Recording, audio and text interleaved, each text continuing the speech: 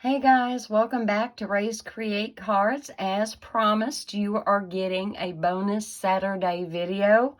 That's kind of my way of a humble, sincere apology for letting you down last Friday. So after getting Friday's video uploaded and everything, I started to play. Guys, I've been up since about 5 o'clock this morning. It is going on 11 a.m. Friday, and I have been busy this morning in my card room because I wanted to revisit the Emboss Resist technique, and I wanted to use that in making a fall card and a Christmas card, but the Christmas one won out for the moment anyway. I don't have a card already put together. I just kind of had an idea. I did experiment a little bit with doing the colors and doing the heat embossing and all that, but I don't have an actual card made. However, I do have all the bits and pieces prepped, so we'll see how this looks and how it comes together. So the colors that we are going to use on today's card: Balmy Blue, Gorgeous Grape, and Orchid Oasis.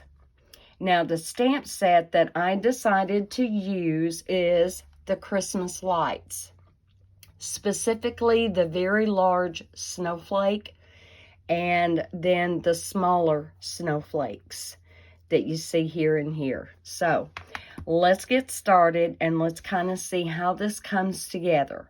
Before we start applying the ink, we do need to go ahead and do the heat embossing ahead of time. So I'm just going to go ahead and use my embossing buddy very thoroughly on this cardstock. I did wash my hands with soap. I really think that is a crucial step that helps immensely in keeping the embossing powder from sticking to areas that where you don't want it. You know, the embossing buddy and the powder in there can only do so much, right?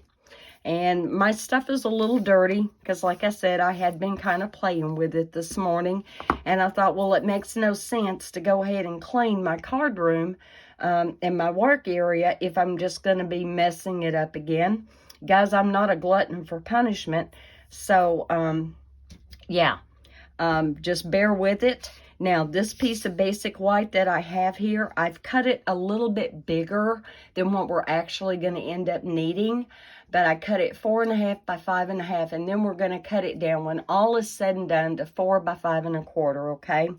So, anytime you're doing, like making your own DSP, or like this Emboss Resist technique that we are going to be doing, it's better to start with your largest image first, okay?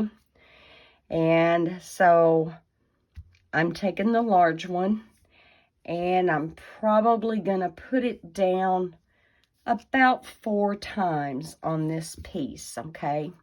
You're not going to be able to see where I've stamped it, although I did notice earlier today, somehow, some way, I've got a little bit of stain on my Versamark pad, and as a result, it puts a tint, just a bare hint of a tint, but because of using embossing powder, it's not going to be a big deal. It's going to cover up any little tint it leaves.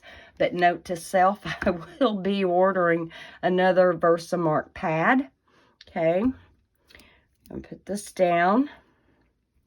And one more time, I want at least a little bit coming in from that upper left corner. Okay. And I've got to move this just a little bit where I can see kind of what I'm doing. All right, there we go. All right, so I'm done with that, and I am just going to lay it over to the side and not clean it. Remember what I said in Friday's video, right? All right, now I've got to look and be really careful where I plop some of this down. Need to make sure I have plenty of room. And let's see, we're getting it filled in. I wish you could really see what I'm doing here. I don't have room for any more of those. So I'm going to come in with this one. It has all of the little to medium size, and it's a great little filler. I'm looking at my edges to kind of see where maybe I could just come in a little bit. So that'll work. And I can probably fit one right there. And let's see if I can fit one right there, a whole one. There we go. And I'm still looking. I want to turn it so that it's not always the same pattern. And again, I'm looking around my edges. I'm going to come in just a little bit right there. And I think we're good. I think we are. Now, if you decide to do this technique, you in real life will be able to see where you have put that. And now I'm going to get my white embossing powder. Y'all have seen my little homemade containers before. These are actually lunch meat containers, and I saved them because they give me ample room. I didn't have to spend any money on it, so that was great. Now I do need to find a free place to hold on to that. I'm going to put the embossing powder over ever so carefully, trying to make sure I'm not missing anything. And I don't know if now you can pick up on a little bit of that, maybe. Take your time when you're doing this. We're not at the races. You want to make sure that all that work you just did is going to pay off and look good. Okay. All right, I'm looking to see if I have any areas that are not covered. This one here looks a little light. We're going to put a little bit more on there. Oh, that looks better. Okay. Now I'm just gently off camera blowing, very gently. Remember, I've told you guys before, when you're doing this, just do gentle little taps to knock off any excess. Don't flick it. You just went to all the time and trouble to put all that on there, and you don't want to knock half of it off, and then when you go to emboss, it doesn't look very good. Okay, guys, get ready for the sound. I'm going to hold it away from me as best I can, away from the microphone. I'm going to give it just a minute to kind of heat up and get to temp. I prefer doing that rather than holding it on there until it heats up. So, all right, and it doesn't take long, guys.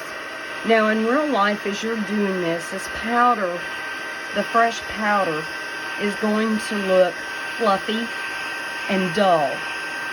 As the heat embossing starts to take place, it's going to lose that dull look and get shiny.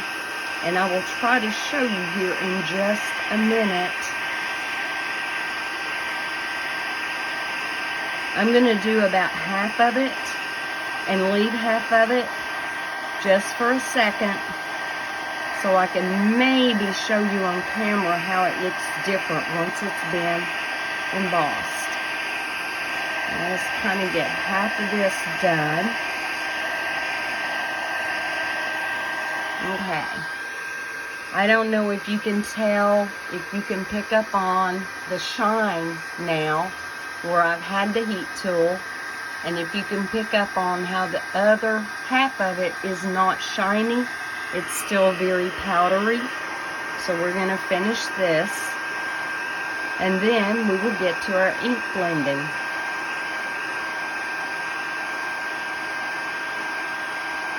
And I'm just doing little areas at a time. I'm wanting to be very thorough,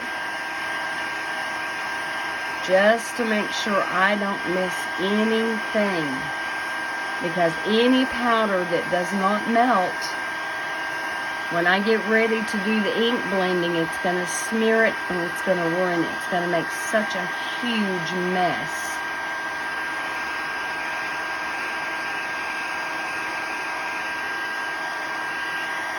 I think we're about there. We are about there. Just making sure my edges, you know, when we're heat embossing, it's so easy to overlook those edges, right?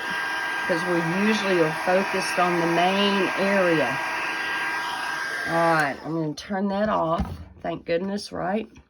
And I am checking this. I'm turning it to make sure I don't see any powdery areas. And I do think I see one right here. Don't think it quite got the heat. Don't think it did. I'm real sure. Okay. Checking. Okay.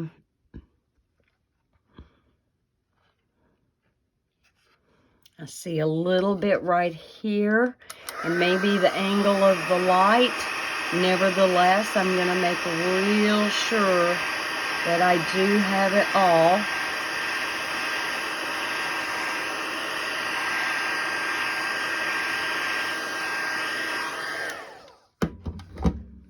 Okay, all right. Oh, that is looking so good.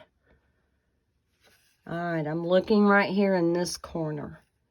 And I'm not seeing a lot of shine.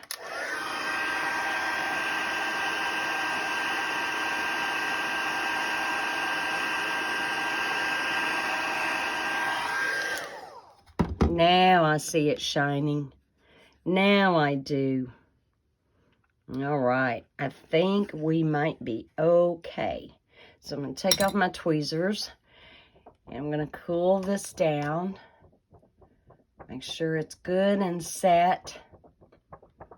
I made that mistake once before in a video. I had never not waited long enough to make sure it was good and cool and solidified. And I smeared it right on the video and had to start over.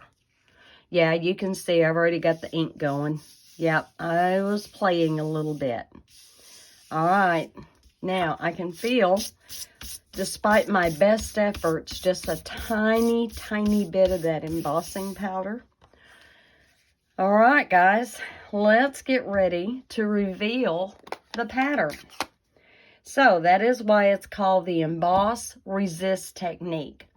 All the places where the snowflakes have now been heat embossed will resist the ink, and that's where that term comes from. And I'm going to start with my balmy blue. And I don't want any blobs of color. I just want it gentle. And when you're doing this and you pick your color scheme, just be patient. Understand it's easier to go back and add color as it is to try to get a blob off, right? And you're going to have light and dark areas. That's okay. Nothing wrong with that. But you want it to be as smooth as you can get it. All right, let's get a little bit more here. Okay, and I think I'm going to put some right here. Now, notice too, I'm holding my brush way back here. The further back you are, the less pressure you will tend to put on it, okay? And I think I've described that in previous video, but if you didn't see it, then I want to make sure that whoever's watching this does know that you just need to have a real light hand. When you start getting your hand up here, and especially if you have your finger on top, you're going to tend to be putting a lot of pressure on it. We don't want to do that. We want to take our time, hold our mouth right, and come out with a very pleasing palette. And I think that's all the blue. I may put just a little bit right in here, just a little bit. And I'm using that swirling motion, okay? And when you are picking out your color palette, when you think you've decided on what colors you want to use, try it out on a piece of typing paper, because you want to make sure your colors are going to overlap each other a little bit. You want to make sure that the color palette you picked is not going to result in a muddy, dark look, right? So now we're going to go with the Gorgeous Grape. I honestly tried this with Highland Heather, and I don't know if it's because my ink pad needed to be re-inked. I'm not sure. I'll mess with that later today. But I wasn't getting very good definition with it. And so I pulled out the Gorgeous Grape. And don't worry about that. I overcut. I made this piece a little bit bigger than the final product just so we'll be able to trim those little edges off, okay? Because you're always going to have some areas you go, oh, well, good. I'm glad that's going to be getting cut off. Okay, blue and purple are always pretty together because they're, you know, they're in the same tone range, and so they blend very well together. All right. Let's take another one a little bit over here. Just a little bit. And I'm trying to make sure I'm taking my own advice. I'm being patient. I'm trying to be methodical. And let's have just a little bit up here in this corner. A little bit. You want to try not to leave any white in the background. But isn't that pretty how that's coming together? See how you can really start to see that? Isn't that pretty? All right. I think we're probably about done with the Gorgeous Grape. Okay. So we're going to put that away. Oh my goodness. All right. There we go. I know, it looks rough, but it works. I'm not going to replace it until I have to. Oh, we did the Balmy Blue. All right, now we're going to go to the Orchid Oasis. And we're going to finish filling in with the Orchid Oasis. Now, do be careful. My Orchid Oasis is still really juicy. So I want to knock off the worst of it. And then we're going to come in. I'm going to come in between the Gorgeous Grape and the Balmy Blue and start working that in. How dark or how light you go, that is totally up to you. You do you.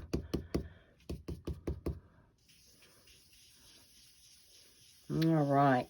And I'm deliberately overlapping into the Balmy Blue and the Gorgeous Grape to try to make a soft... You could do this with really, really bright colors. One of the things I kind of wanted to do today, and I ran out of time to play with it, I wanted to see if I could do a red and green with maybe the Christmas tree from the Christmas lights in the background, stamped here and there. I thought that might be really pretty. And of course, don't forget your gold and your silver. Those can all be awesome. Awesome, awesome. All right, guys, I think we have got that filled in. There's one more thing we want to do before we start to put this card together. We want to take a cloth. Guys, I got to show you this real quick. I decided I wanted to kind of get away from my dependence on paper towels. Because, you know, guys, people didn't used to have paper towels. They didn't even used to have toilet paper, right? And the prices of the paper towels and the toilet paper, it's outrageous, right? And I don't think it's going to get better anytime soon. I was looking for my linen napkins that I used to have, and I thought, well, I'll just get them out. Well, I'm sure at some point, because they are nowhere in this house, because I wasn't using them, I'm sure I donated them somewhere along the way. And it was like, oh, that was not one of my smartest moves. However, I went looking for dinner napkins, and I didn't, like, I could only buy 2 for like $5-6, and they were like 18 inches by 18 inches. And I'm thinking, I don't need a dress to have a dinner napkin, right? So they only had 2 of these left on the peg, and I paid under $6. There are some missing from here. I've already had 2 or 3 of them out, and but I wanted to show these to you. So these are 12 by 12. Guys, these are plenty big enough. They are so incredibly soft. I mean, just super, super soft. And with 10 of them, now I wish they had had them in other colors, because to be honest, white was not the color I had in mind to use in lieu of paper towels or napkins, right? But hey, it's okay. Nobody is going to see them but us. I can always buy another pack and have them reserved for guests, right? The only thing I didn't like was this huge tag, and looky there, not made in China. Woohoo! So what I learned is if I cut it right up to the stitching, you can't even tell where the tag really was, and it doesn't diminish. But I'm going to take one of these and relegate it to wiping off any residual ink that could be on top of that white embossing powder. And I don't know, can you tell? See where I buffed? Oops, I got something on there. Where I buffed, it's a little bit whiter and brighter than where I haven't yet. So you just want to take a cloth, and I'm not getting very much off. Do you see that? And so I'm just going to take and buff this. It is so soft. And I know it's not going to damage my cardstock or any of the heat embossing that I did. Okay. But isn't that a pretty winter sky? Isn't that pretty? I love it. All right, we are going to go ahead, and I'm just going to off camera really quickly cut this down to the 4 and 5 by 5 1/4. And I always start out just taking a sliver off of the edges where maybe that ink kind of built up right on the border of the cardstock. And then I'll go back and do the actual dimensions. So I'm almost there, guys. I'm just taking a sliver off of all 4 sides. Just a little sliver. Okay. Now I'm going to go with the 4-inch. Here we go. By 5 1/4.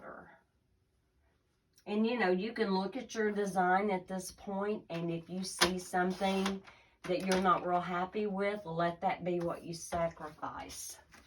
All right, so here we go. We are cut down to 4 by 5 1/4. And what I have done is I have cut me a base of gorgeous grape cardstock. And it's a traditional, you know, 5 1/2 by 4 1/4, you know, scored at 4 1/4, 5 1/2 by 8. Okay, nothing fancy there.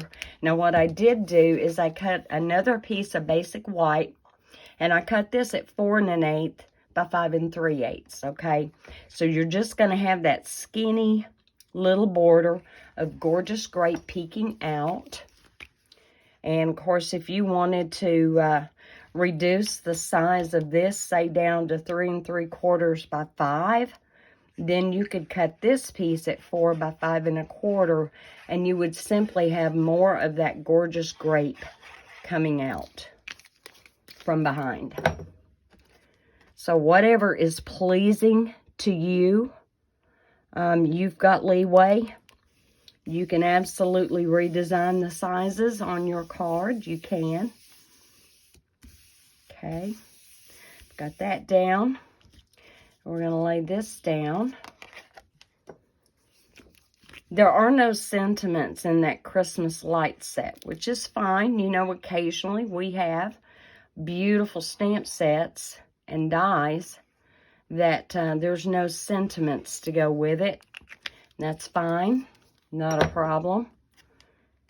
And I'm going to position that and get it straight if I hold my mouth right. Okay. All right. I'm not straight. There we go. That's better. Oh, I'm still not straight. There we go. I can live with that. All right. So what I did is we have this beautiful real red and white glimmer paper, and I cut Snowflake out. Don't remember what the other Snowflake was used on, but I cut the Snowflake out of the white glimmer, and I know it's probably not showing for you on camera, and I'm sorry, there's nothing I can do about that. Now, I have got a piece of ribbon that I forgot to put on here before I glued everything down. So we'll just do something a little bit different. We're going to make it work. So let me get my little ribbon snips here, and let me kind of see how I want to do this. I'm going to cut a little angle on one end, about like so. And then I'm going to loop it over, maybe about like so. That'll work. Oh, that absolutely will work. All right. So, I am going to take my Snowflake. I am going to put just a little bit of glue right in the middle, right there, where it's solid and not cut out. And mash this down right about there. And I'm going to need to get my glue dots. I hadn't planned on that. All right, got my glue dots. So I know that's about where I want that. And let me get my take your pick tool. Let's get some glue dots off of here. There's a one, and I want this. It takes a minute for that glue to set up. I'm okay with that. I'm okay with that being right there. And I'm just going to attach some glue dots so that we can lay this down. Yep, if I can get it to stick. There we go. So there's one, and let's do another one.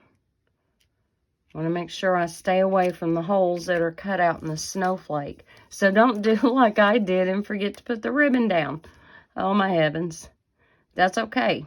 We as crafters have learned how to cover up our boo-boos. Okay. I'm going to put one right about there. And I think that's good. Just like so. I'm going to lay that there. Just like that. Come back in with my ribbon snips, not my paper snips. And I'm just going to cut that right there. Maybe. Well, these are my ribbon snips. Oh my goodness. Maybe it's time for me to replace them. And then I'm going to take the barest little bit right there. All right, got it, got it. There we go. Isn't that festive looking? I think so. All right, let me get my glue dots put back in the box and safely away. I took another piece of gorgeous grape previously, and I heat embossed the Merry and Bright from the Sweet Candy Canes. Okay. So here's the Merry and Bright, and heat embossed it. And then I took the Stitched with Whimsy and made the little design around it. The Stitch with Whimsy dies doesn't actually cut out, which is fine. It puts that cute stitching. And then I just took my paper snips and I just followed the curvature around where it put that stitching, okay? So we are going to put that right here toward the bottom. And I think I would like to have dimensionals, and I didn't have any out. So let me get my little bag here of odds and ends. So here's one. And we are going to just pop it up. Let me move this over so I have room. This here. It's supposed to get almost 70 today. So today is my day to get outside, clean out some flower beds, check on my compost tumbler, see if I need to add any moisture to that, and just generally kind of get things winter ready. Now, I can't prune the blueberry bushes until it's late winter. So I won't be able to do that today. But the blueberry bushes have gorgeous fall color. They have a beautiful red tint to the leaves, and so I have been enjoying that. All right, we're going to put this right here. There we go. So there's the front of it. What do you think? Do you like this? Do you like the background? All right, I've got a piece prepped for the inside. And I am going to use the Wishing You Lots of Love, Joy, and Happiness, also from the Sweet Candy Canes. And I want my gorgeous grape back. I'm going to stamp it in that. Oh my, that's good and juicy.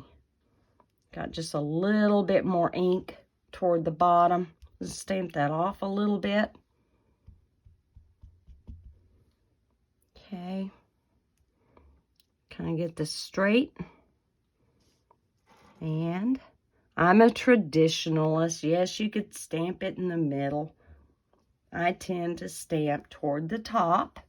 So there we go for that. All right. Note to self, don't put the gorgeous grape away until you've got it oiled up. Okay. All right, that one I did take the time to clean because of the ink. Now, also in the Christmas lights, the coordinating dies are called Twinkling Light dies. And you have this little die right here. This is the one, these are the two that I used to cut out that snowflake. And I've just got them taped together so that I get both in one when I run it through. This one here cuts out 3 little ones. And so I have cut those out of Balmy Blue to use inside the card. And I'm going to have to pick them up with my putty tool and lay them in here. I wanted to carry at least the blue and the purple into the card from the outside. And they're nice and flat, so I don't have to worry about there being any bulk. And I just thought this would finish off the inside of the card in an easy, quick way. Is this a card for mass producing? Nah, not really. Not because of the ink blending. You may be faster at it than what I am. And that's great if you are. All right, I've got to be careful on this one. Just little bits. And I'll pop that right. Well, I said I was going to pop it right there. There we go. All right, now we got that in there. And now we can put it inside our card. go ahead and glue that in. And this is pretty much a done deal. I still think the ribbon would have been cuter if I had wrapped it around that top layer, but I didn't, so it's all good. And you see how much more of a border there is when you cut your cardstock to 4 by 5 1/4. All right, guys, here we go. I hope that you all have really enjoyed this card coming together. I hope it gets you to thinking about using some of your tools that you've already got. And if you don't have the tools for heat embossing, they are available in the annual catalog. I will link to everything in the description below this video. If you're on an iPhone, just click that little downward arrow that is on the bottom right of the video, and it will open up the description with a link to every product, including the cardstock. All right, guys, may the rest of your weekend be blessed, and know that you are loved, and I will see you in the next video. Bye.